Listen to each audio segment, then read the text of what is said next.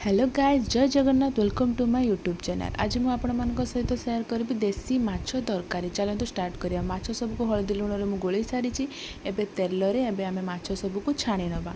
देखो आम माछ एबे रेडी हो गलानी। एबे आमे माछ तरकारी करबा। तेल सहित आमे एबे कटाई पियाज और बिलाती को सब पकईदेले ता सहित आमे अल्प लुण आ हलदी पकईदबा जमती कि बिलाती एबे पूरा मिक्स हो आ भल भाव में घांटी जीवो। एबे आमर मसला रेडी ता सहित आमे अल्प किछि लंका गुंड पकेबा। देन एबे आमे मसला कषि सारी तेणु आमे टिके पानी दे ताको फुटेबा।